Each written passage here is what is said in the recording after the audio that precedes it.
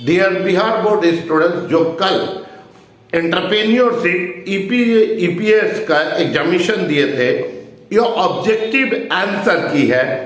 Question number 1 to 70 सबका आपका जो सेट होगा आप उसमें से देख सकते हैं, आंसर इसी में से कोई होगा। तो आप मैच कर ले सकते हैं कि कौन सा आंसर आपका सही है, कौन सा गलत है। तो देखिए आंसर पहला, क्वेश्चन नंबर फर्स्ट, प्रेरणाएं संबंधित होती है, incentives are not concerned with lump sum payment, answer होगा डी।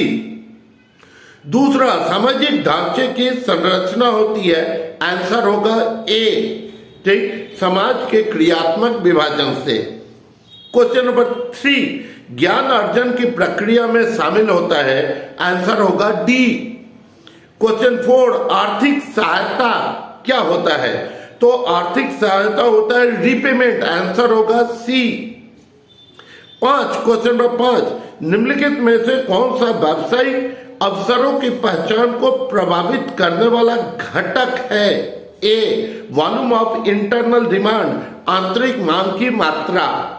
क्वेश्चन नंबर 6, निम्नलिखित में से कौन सा अवसर का प्रकार है, तो आंसर होगा क्रिएटेड अपॉर्चुनिटी, निर्मित अवसर, आंसर है बी, 6 का बी।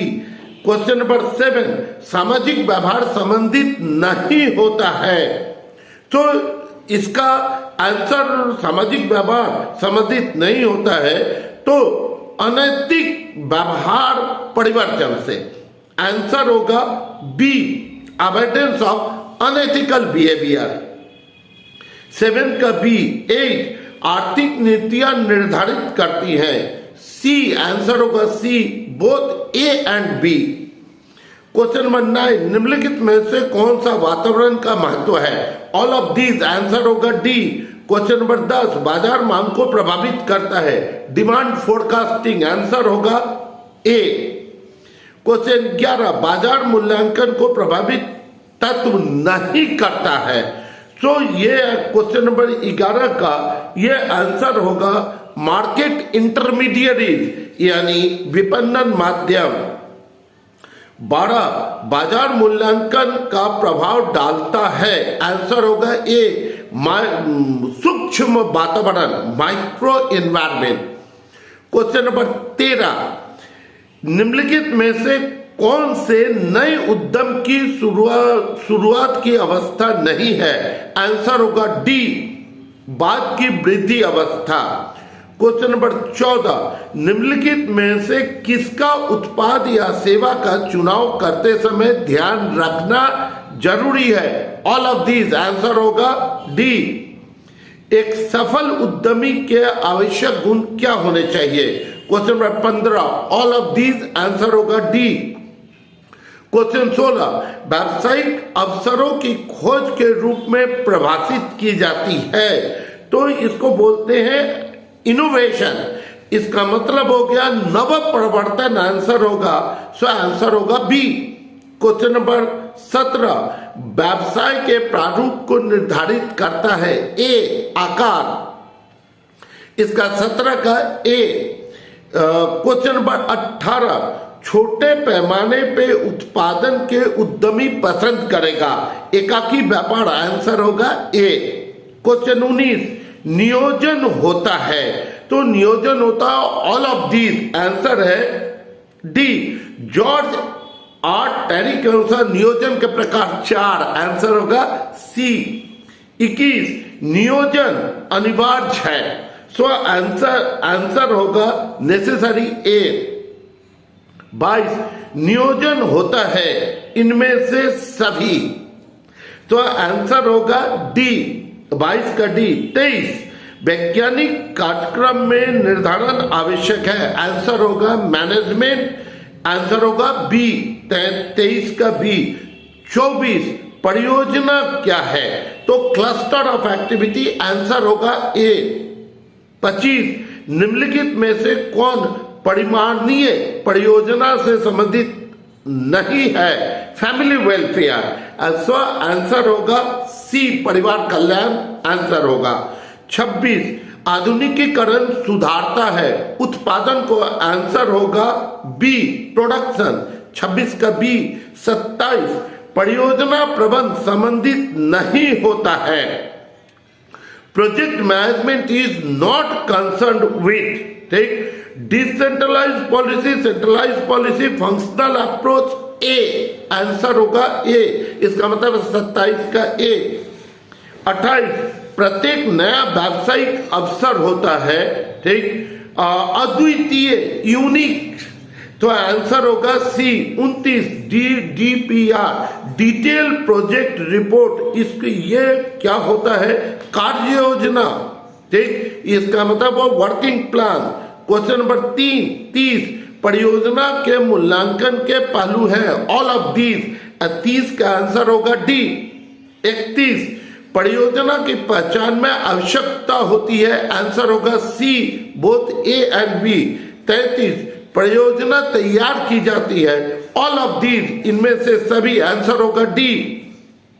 34 गर्भावधि संबंधित है तो इंक्यूबेशन पीरियड शामिल होता है, ऑल ऑफ दीज, ठीक, इसमें idea creation, incubation period, implementation period, सो आंसर होगा सी, 34 का सी।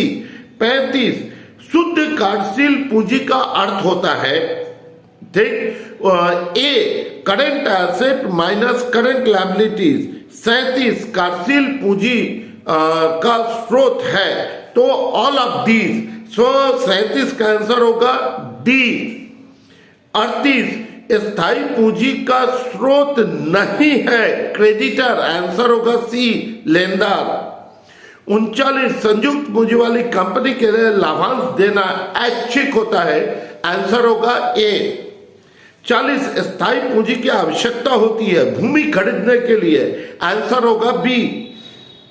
41 बोनस के निर्णय के निर्धारक है, इनमें से सभी, आंसर होगा डी, इसका मतलब है 41 का डी। 42 चालू संपत्ति में शामिल होता है देनदार, इसका मतलब है आंसर है डी, 42 का डी। 43 प्लांट एंड मशीनरी पे ह्रास, आंसर होगा सी, कोष का प्रभाव नहीं होता। 44 निम्नलिखित में से कौन गैर चालू संपत्ति है, इसका मतलब हो गया नॉन करेंट एसेट, गुडविल, सो आंसर होगा ए। 43 नकद क्रय करने के कारण स्थायी संपत्ति में वृद्धि, कोष का प्रयोग, आंसर होगा ए, एप्लीकेशन ऑफ फंड। 46 प्रारंभिक रहतिया है, सोर्स ऑफ फंड, आंसर होगा ए। कोष प्रवाह विश्लेषण में प्रयुक्त कोष का है, फंड का क्या मीनिंग होता है, तो फंड का मीनिंग होता है D, excess of current asset over current liability, ठीक। आदर्श ऋण समता अनुपात 1:2, आंसर होगा बी, 48 का बी। 49 चालू अनुपात आदर्श 2:1, आंसर होगा डी, 49 का डी। 50 निम्नलिखित में से कौन सा संचालन व्यय नहीं है, प्रिलिमिनरी एक्सपेंसेस, प्रारंभिक व्यय, आंसर होगा बी। 51 चालू अनुपात होता है, आर्थिक चिट्ठा अनुपात को चालू अनुपात भी बोलते हैं, आंसर होगा ए।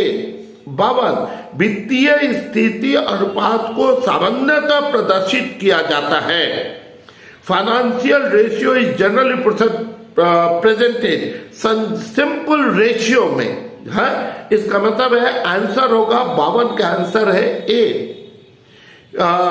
53 संचालन अनुपात है, लाभप्रदाता अनुपात, प्रॉफिटेबिलिटी रेशियो, आंसर होगा ए, 53 का ए। 54 एसिड टेस्ट रेशियो में किसे ध्यान नहीं रखा जाता है, स्टॉक, आंसर होगा सी। 55 संविच्छेद विश्लेषण की गणना की तरीका है, दो तरीका होता है, तो लेखा चित्र विधि और गणितीय विधि दोनों होता है, तो आंसर होगा ए, सी, ए और बी दोनों। 56 उद्यमी पूंजी विचार उत्पन्न हुआ अमेरिका में, आंसर है सी। 57 भारत निवेश कोष की स्थापना की गई, आंसर है बी, ग्रीलेंस्ड बैंक के द्वारा। 58 प्रबंध की प्रकृति है बोथ, आंसर है सी, ठीक, ए और बी दोनों। 59 प्रबंध का सामाजिक उत्तरदायित्व है, ठीक, सभी के प्रति, सो आंसर होगा ए। 60 प्रबंध कला है, आंसर होगा सी, ए और बी दोनों। 61 अप्रत्यक्ष उत्पादन में शामिल होता है, steps included in indirect production, ठीक, ऑल ऑफ दीज, आंसर होगा इसमें all of these, answer D. उत्पादन निरीक्षण का महत्वपूर्ण पहलू है, so important aspect of product inspection, ठीक, तो इनमें से सभी ऑल ऑफ दीज, 62 का ऑल ऑफ दीज। 63 व्यवसाय के लिए विपणन, ठीक, अनिवार्य है, कंपल्सरी, आंसर होगा बी, 63 का बी। 64 प्रेफरेंस शेयर पे दर स्थायी होती है, आंसर होगा ए। 65 आईडीबीआई की स्थापना 1954 में की गई थी, आंसर होगा B. 66 bond loan is a source of long term loan, ठीक, बॉन्ड ऋण साधन है दीर्घ अवधि ऋण का, आंसर होगा ए। लाभांश है लाभ का नियोजन, आंसर होगा बी। 68 स्थायी लागत प्रति इकाई बढ़ती है जब उत्पादन घटता है, सो आंसर होगा ए। 69 परियोजना प्रतिवेदन सारांश है, ऑल ऑफ दीज, आंसर होगा डी। 70 लास्ट क्वेश्चन तकनीकी आर्थिक विश्लेषण की पहचान की जाती है, ठीक, the techno economic analysis deals with the identification of supply potential, so answer होगा ए, पूर्ति संभावना को। आप कमेंट करेंगे अगर कोई अभी भी कंफ्यूजन होगा। स्वागत है आपका, थैंक यू।